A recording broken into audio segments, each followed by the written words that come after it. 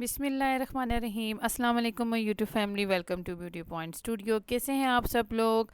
तो आज का जो मैं वीडियो लेकर आई हूँ, ट्यूटोरियल लेकर आई हूँ, जो कल मैं अपने स्टूडेंट्स को क्लास दे रही थी, वो थी जी मेहंदी लुक पे, या आप कह सकते हो बहुत soft subtle no makeup look type आप कैसे मेहंदी ब्राइड को दे सकते हो। ठीक है, यहाँ पे हम अपने मॉडल का कर रहे थे ब्लो ड्राई स्टाइलिंग के लिए।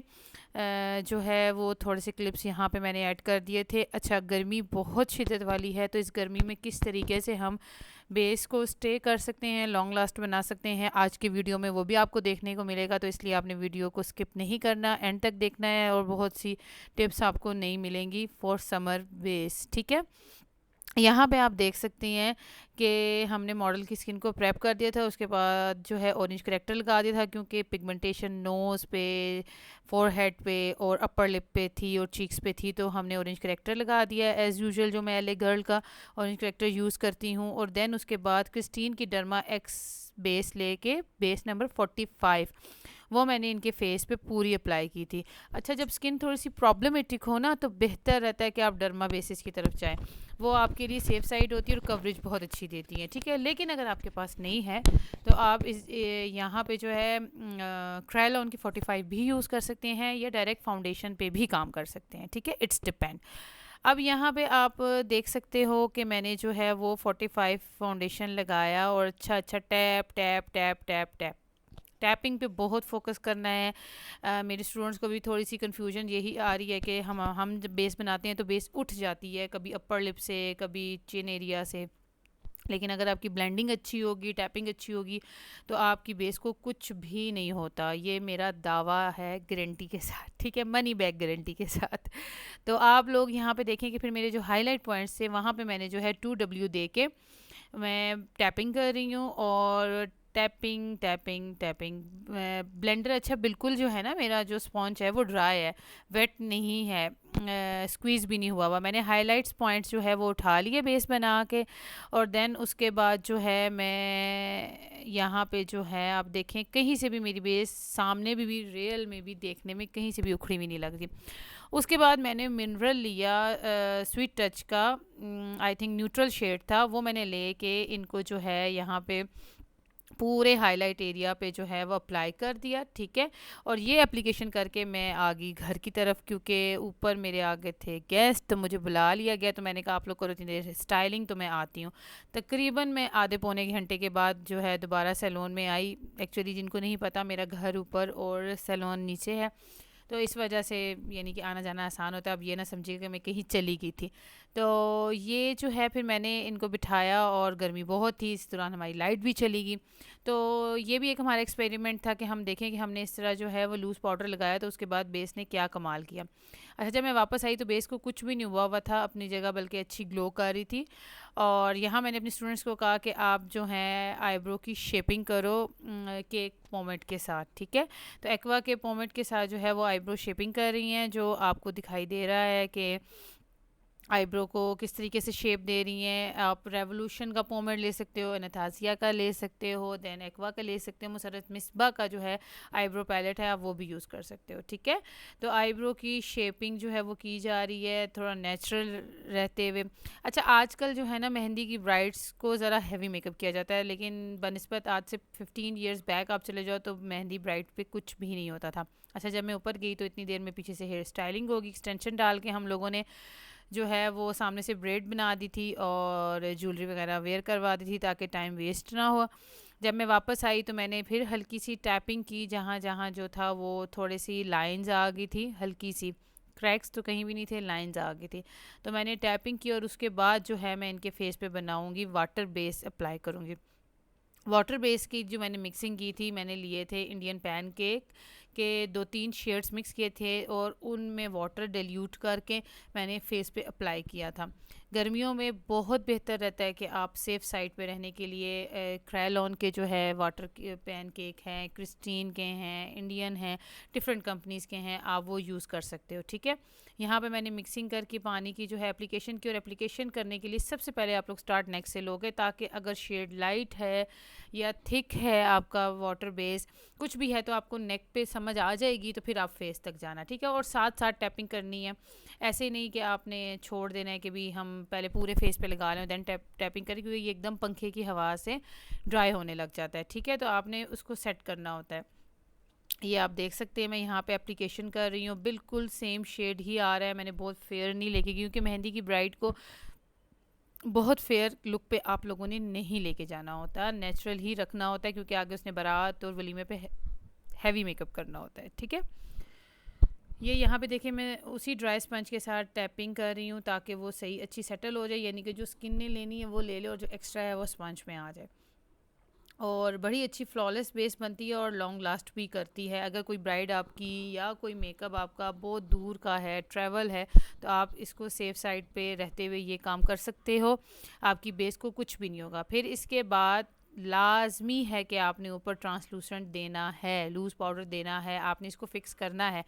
अक्सर ऐसा होता है कि लोग सिर्फ वाटर बेस लगा कहते हैं बस बेस रेडी होगी, नहीं, वो क्रैक कर जाएगी। तो आपने यहाँ पे ट्रांसलूसेंट दे के इसको फिक्स करना है। और कल इतनी गर्मी थी, अब यकीन करो इतनी लाइट हमारी जा रही थी, लेकिन उसके बावजूद रात को तकरीबन 7:30 बजे तक हमने दिन को जो 3-3:30 बजे मेकअप करना स्टार्ट किया, 7:30 तक तो इस मॉडल का मेकअप मेरे सामने रहा था, तो कुछ भी बेस को नहीं हुआ था। ठीक है, अब यहाँ पे मैंने कंटोरिंग की, ब्लश ऑन लगाया, पिंकी पिंकी सा, पीची सा, पिंक सा। अच्छा, ब्राइड जो मेहंदी की होती है उसको बहुत ज़्यादा कंटोर आप नहीं करते, नॉर्मल कंटोरिंग करते हो, और शार्प कंटोरिंग नहीं करते।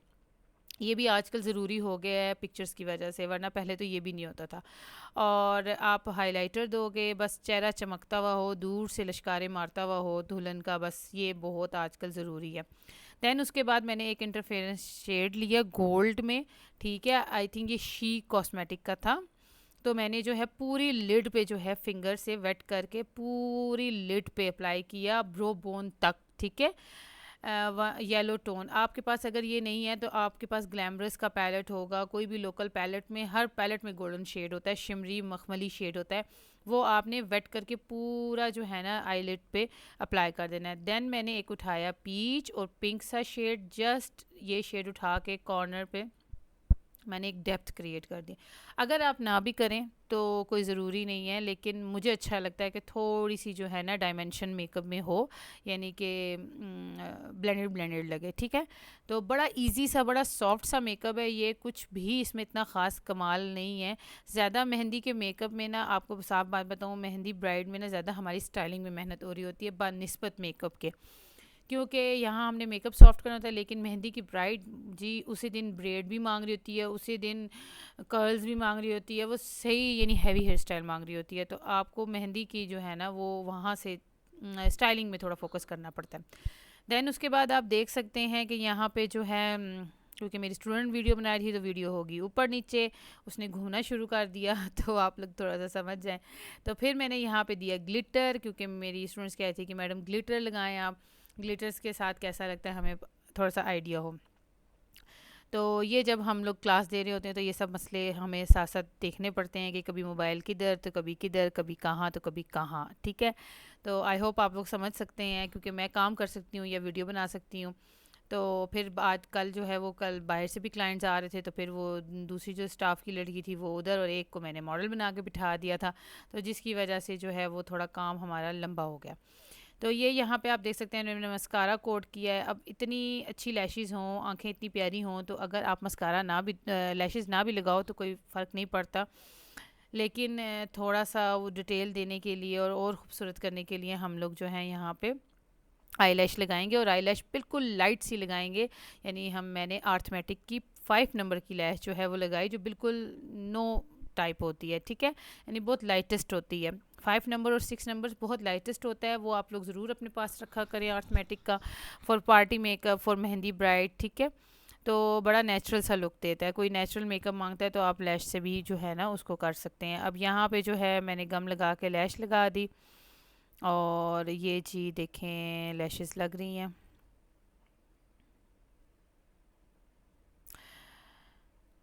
बहुत प्यारा ये मेकअप लगता है और बहुत लॉन्ग लास्ट भी रहता है, क्योंकि नो मेकअप लुक होता है। मुझे मेहंदी का बस इतना ही मेकअप पसंद है, मुझे नहीं उसमें बहुत ज़्यादा क्रिएटिविटी दिखानी होती, और ना मेरा दिल होता है कि मैं कहती हूँ बस एक लाइनर प्यारा सा लगा हुआ हो, बस हर चीज़ फ्लॉलेस सी लग रही हो, क्योंकि मेहंदी का ड्रेस अक्सर गोला गंडा टाइप होता है, यानी कलरफुल होता है काफ़ी। ठीक है, तो आप उसमें ज़रा सटली मेकअप करें तो प्यारा लगता है। यहाँ पे लाइनर की जो है वो क्लोज़अप वीडियो बनाई है मेरे स्टूडेंट ने, वेरी गुड नौरीन, आपने बहुत अच्छी वीडियो यहाँ से बनाई है कि यहाँ पे लाइनर का जो एक वो इशू आ रहा होता है सबको, वो काफ़ी क्लियर होगा अगर गौर से देखेंगे तो। देखें, कोई भी चीज़ है आप लोगों को प्रैक्टिस से आएगी।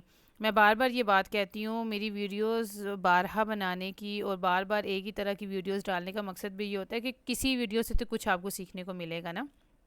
तो काइंडली प्रैक्टिस करें, देखने से सिर्फ नहीं आता, करने से आता है, ठीक है। एक दफ़ा लाइनर गलत लगेगा, 2 दफ़ा लगाएंगी, 3 दफ़ा लगाएंगी, छठी दफ़ा, 7वीं दफ़ा तो अच्छा प्यारा लाइनर लग ही जाएगा, इतना तो मैं भी कह सकती हूँ गारंटी के साथ, ठीक है। तो और ये जो मॉडल्स का इशू होता है कि जी हमारे पास तो कोई मॉडल ही नहीं है, हमारे पास तो कोई बैठता भी नहीं है, आपका फेस ही आपका जो है ना मॉडल होता है, ठीक है। आपके पास कोई भी नहीं है ना, आप अपने फेस पे ही प्रैक्टिस करो, क्योंकि अपने फेस पे ज़्यादा डिफ़िकल्ट होता है काम करना। लेकिन जब आपको अपने फेस पे आ जाएगा तो फिर आपको पता लग जाएगा। ये देखिए अब यहाँ पे सही विंग लाइनर किस तरीके से क्रिएट करना है ये दिखा रही हूँ मैं, ठीक है।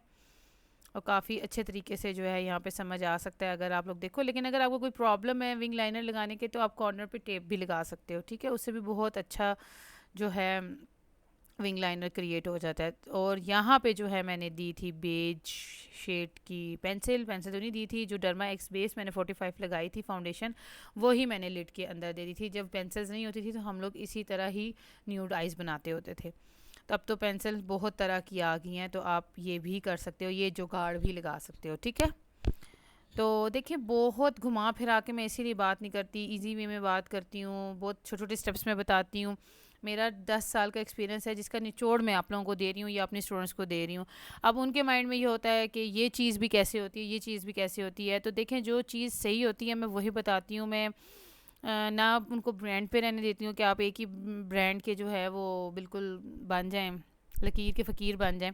डिफरेंट ब्रांड्स के साथ काम करें और टेस्ट एंड ट्रायल किया करें, हम भी करते हैं, मैं अभी तक करती हूँ। यानी कि अभी मेरे इस कोर्स के दौरान भी मैंने कितनी मेकअप की परचेजिंग की है, मेरे स्टूडेंट्स को पता है इस बात का कि हम लोग भी नई नई चीज़ें ट्राई करते हैं और करती रहनी चाहिए। नई लुक्स को ट्राई करना चाहिए, किसी की इंस्पायर्ड लुक देख के आपको सीखना चाहिए। हम भी बहुत सारे मेकअप आर्टिस्ट से सीखते हैं एक फील्ड में रहते हुए। तो ये थी जी फाइनल लुक, और आप देख सकते हैं कि मॉडल कितनी प्यारी लग रही है और कितनी फ्लॉलेस लग रही है। और बहुत यंग स्किन मुझे मिल भी नहीं रही मॉडल के लिए, और मैं इसीलिए थोड़ी सी मिड एज वाली ले रही हूँ, ताकि थोड़ी सी प्रॉब्लमेटिक स्किन ले रही हूँ, ताकि सबको जो है ना काम करने का आइडिया हो। क्लियर और खूबसूरत स्किन पे तो करोगे तो वो तो चार चांद लग ही जाते हैं। यहाँ पे आप देखें कि ये आपको सब नज़र आ रहा होगा कि कितना खूबसूरत लग रहा है। और ये थोड़े से हम क्लिप्स बना रहे थे, बड़े जल्दी में बनाए, कोई मज़ा तो नहीं आया हमें ये क्लिप्स बनाते हुए। अगर आज की मेरी वीडियो आप लोगों को अच्छी लगी हो तो मेरे चैनल को लाइक सब्सक्राइब कर जी। तो मुझे